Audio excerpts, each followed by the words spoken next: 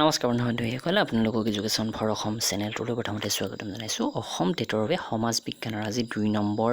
ভিডিঅ'টো আপোনালোকৰ বাবে লৈ আহিছোঁ 30টা ইম্পৰ্টেণ্ট প্ৰশ্ন উত্তৰ আলোচনা কৰিম যিখিনি প্ৰশ্ন উত্তৰ NCERT কিতাপৰ পৰা সংগ্ৰহ কৰা তো ভিডিঅ'টো প্ৰথমতে লাইক কৰিব আহক ভিডিঅ'টো আৰম্ভ কৰোঁ তো ইয়াৰ PDF ফাইল যদি আপোনালোকে বিচাৰে আমাৰ ৱেবছাইট educationforassam.com ভিজিট কৰিব তো 1 নম্বৰ প্ৰশ্নটো ইয়াতে ইংৰাজীত আছে মই আপোনালোকক অসমীয়াত ধুনীয়াকৈ কৈ যাম which one of the following is a basic life support system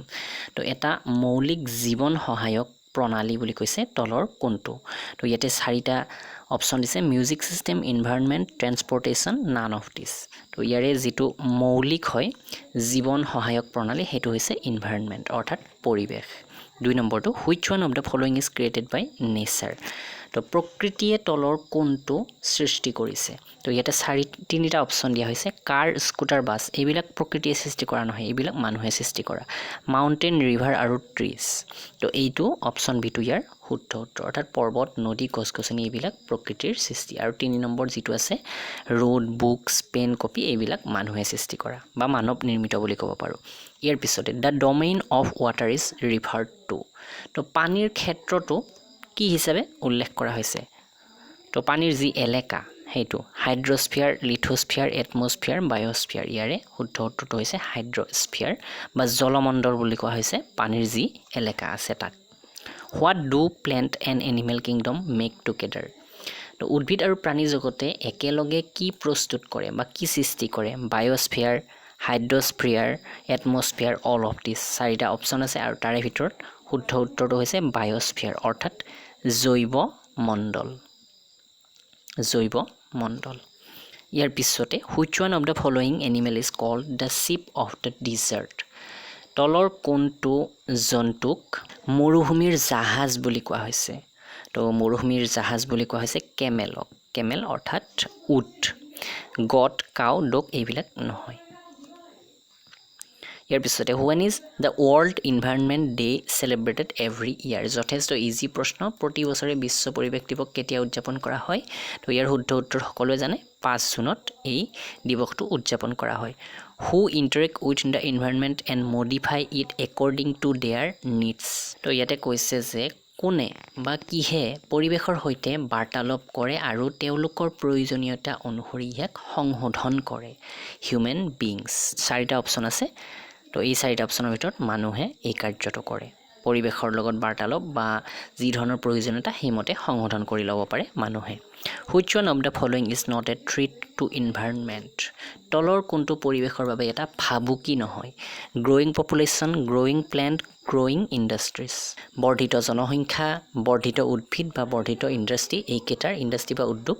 এইকেটাৰ কোনটো পৰিৱেশৰ বাবে ভাবুকি নহয় বৰ্ধিত উদ্ভিদ যদি উদ্ভিদ বৃদ্ধি হয় তেনেহলে পৰিৱেশৰ বাবে ভাল কিন্তু ইন্ডাষ্ট্ৰি বা পপুলেশ্যন বেছি হলে পৰিৱেশৰ বাবে ভয়াবহ হৈ পৰে where is the deepest mine in the world located পৃথিৱীৰ আটাইতকৈ গভীৰ খনিটো ক'ত অৱস্থিত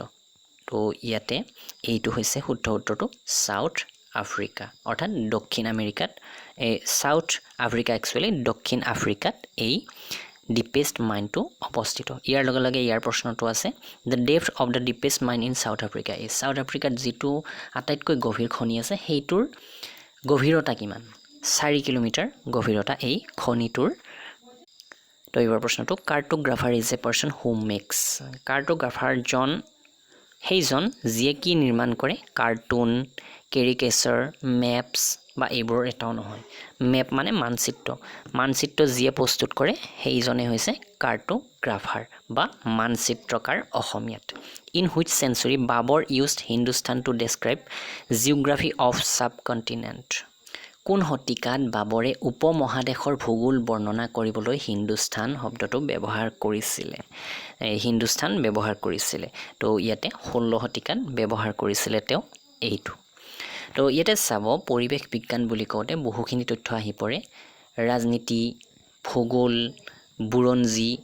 এনেকুৱা সকলো টপিক আহি পৰে আৰু NCERTৰ কিতাপত যি ধৰণৰ তথ্য আছে ক্লাছ 5ৰ পৰা 10লৈকে সকলোবিলাক প্ৰশ্ন উত্তৰ ইতিমধ্যে আমি যিমানখিনি পাৰো সংগ্ৰহ কৰিছোঁ আৰু আপোনালোকক eBook আকাৰেও প্ৰভাইড কৰিম assamgkpdf.com ভিজিট কৰিব অথবা ডেছক্ৰিপশ্যনৰ লিংক ভিজিট কৰিব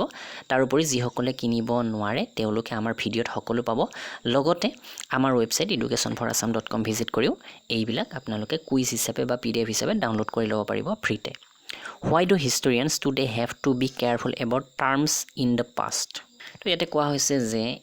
আজিকালিৰ যিবিলাক ইতিহাসবিদ আছে বা বুৰঞ্জীবিদ আছে অতীতৰ শৰ্তাৱলী চাওঁতে বিশেষ সাৱধান হ'ব লাগে কিয় কাৰণ কি কৈছে তো ইয়াতে because the terms mean different in the past কিয়নো অতীতত যিবোৰ শব্দ আজি ব্যৱহাৰ কৰা হৈছে ইয়াৰ অৰ্থ বেলেগ আছিল তো সেই কাৰণে অকণমান সাৱধান হোৱা প্ৰয়োজন ইতিহাসবিদ সকলে Which of the following is not the meaning of foreigners in the past? অতীতত নিম্নলিখিত কোনটো বিদেশীৰ অৰ্থ নহয় চাওক চাৰিটা শব্দ দিছে এই চাৰিটাৰ অৰ্থ যদিও বৰ্তমান আমি বিদেশী বুলি জানো বা আমি বিদেশী বুলি মানো কিন্তু অতীতত বিদেশী বুলি ইয়াৰ অৰ্থ ধৰা নহৈছিল স্ট্ৰেঞ্জাৰ অৰ্থাৎ অচিনাকি পৰদেশী এটো হিন্দীত দিয়া আছে অৰ্থাৎ পৰদেশী বা বিদেশী আজনবী অৰ্থাৎ আজনবী মানে গমে পাইছে অচিনাকি জানে হ'ব ইন্ডিজেনাস অৰ্থাৎ থলুৱা ইয়াৰে যেটো শব্দ পূৰ্বতে বা অতীতত বিদেশী হিচাপে ব্যৱহাৰ কৰা নহৈছিল হেতু হৈছে এটো ইন্ডিজেনাস বাকি কিটা ব্যৱহাৰ কৰা হৈছিল বিদেশী হিচাপে In which period did the number and variety of textual record increase dramatically কোন শতিকাত পাঠ্য ৰেকৰ্ডৰ সংখ্যা বা লিখা আমি যিবিলাক সংগ্ৰহ হৈছে লিখি ৰখা হৈছে বুৰঞ্জী হিচাপে সেইবিলাক ৰেকৰ্ডৰ সংখ্যা আৰু বিভিন্নতা নাটকীয়ভাৱে বৃদ্ধি হৈছিল যথেষ্ট বৃদ্ধি হৈছিল তেতিয়াৰ পৰা লিখিত তথ্যবিলাকৰ আৰু সেই যেটো সময় সেই সময়টো হৈছে 700 পৰা 1750 এই সময়ছোৱাত যথেষ্ট তথ্য ৰেকৰ্ড কৰা হৈছে বা লিখি ৰখা হৈছে which type of people collected manuscript কোন প্ৰকাৰৰ লোকে পাণ্ডুলিপি মেনুস্ক্ৰিপ্ট অৰ্থাৎ পাণ্ডুলিপি সংগ্ৰহ কৰে বা কৰিছিল অতীতৰ ক্ষেত্ৰত কৈছে poor people wealthy people local people none of these দৰিদ্ৰ লোকে কৰে নে ধনী লোকে কৰে নে স্থানীয় লোকে কৰে বা এটা অপচন শুদ্ধ নহয় wealthy people অৰ্থাৎ ধনী মানুহবিলাকে মেনুস্ক্ৰিপ্ট বিলাক সংগ্ৰহ কৰিছিল বা লিখি ৰাখিছিল where were the manuscript placed পাণ্ডুলিপিবোৰ ক'ত ৰখা হৈছিল সুধিছে তো অতীতৰ পাণ্ডুলিপিবিলাক at home in libraries in archives ঘৰত পুথিভঁৰালত নে আৰ্কাইভত তো ইয়াৰে শুদ্ধ উত্তৰ হৈছে in libraries in archives অৰ্থাৎ অপচন বি আৰু সি টো ইয়াৰ শুদ্ধ উত্তৰ তো ইয়াৰ পিছৰ প্ৰশ্নটো হৈছে Ziauddin বাৰানী wrote his chronicle first in Ziauddin বাৰানীয়ে তেওঁৰ ক্ৰনিকল খন প্ৰথম কেতিয়া লিখিছিলে চাৰিটা অপচন আছে এই অপচনবোৰ কৈ নাথাকো ডাইৰেক্ট উত্তৰটো কও 1400 শতিকাত এই যিখন ক্ৰনিকল বাৰাউনীৰ এইখন তেওঁ লিখিছিলে বাৰাউনী বা জিয়াউদ্দিন বাৰাউনী তেওঁৰ ফুল ফৰ্ম ইয়াৰ পিছতে in which centuries was the term ক্ষত্ৰিয় applied more generally to a group of warriors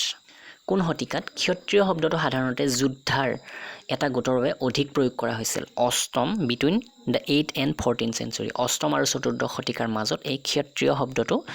যুঁজাৰুসকলৰ বাবে যুঁজাৰুৰ এটা গ্ৰুপৰ বাবে ব্যৱহাৰ কৰা হৈছিল which language was spoken during 14th century in present Bengal region বৰ্তমানৰ বংগ অঞ্চলত চতুৰ্দশ শতিকাত অৰ্থাৎ 1400 শতিকাত কোনটো ভাষা কোৱা হৈছিল এটা চাৰিটা অপচন দিছে অবধ গৌৰী তেলেঙ্গানী লাহৰি আৰু ইয়াৰ শুদ্ধ উত্তৰটো হৈছে গৌৰী তো এই ভাষাটো 14 শতিকাত বেংগল ৰিজনত ব্যৱহাৰ কৰা হৈছিল বা কোৱা হৈছিল constitution of a nation contains এখন ৰাষ্ট্ৰৰ এখন সংবিধানত কি কি অন্তৰ্ভুক্ত থাকে ৰুলস ল বট এ এণ্ড বি তিনিটা অপচন দিছে ইয়াতে ৰুল অৰ্থাৎ নিয়ম আৰু ল আইন এই দুয়োটা বস্তু থাকে এখন দেশৰ সংবিধানত what refers to a goal or a principle in its most excellent or perfect form তো এটা লক্ষ্য বা নীতিক ইয়াৰ আটাইতকৈ উৎকৃষ্ট বা নিখুঁত ৰূপত কিহে বুজায় তো আটাইতকৈ নিখুঁত ৰূপত বুজায় আইডিয়েল শব্দটোৱে অৰ্থাৎ আদৰ্শই ইয়াৰ পিছতে by which time had the nationalist movement gained momentum কোন সময়ত জাতীয়তাবাদী অৰ্থাৎ নেশ্যনেলিষ্ট যেটো এই শব্দটোৰ অৰ্থ হৈছে জাতীয়তাবাদী আন্দোলনে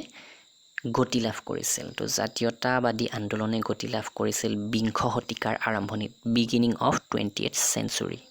ইয়াৰ পিছতে when did the king of Nepal finally take over as a head of government অৱশেষত নেপালৰ ৰজাই কেতিয়া চৰকাৰৰ মুৰব্বী হিচাপে দায়িত্ব গ্ৰহণ কৰিছিল অৱশেষত বা লাষ্ট কেতিয়া নেপালৰ ৰজাই চৰকাৰৰ মুৰব্বী হিচাপে দায়িত্ব গ্ৰহণ কৰিছিল তো ইয়াতে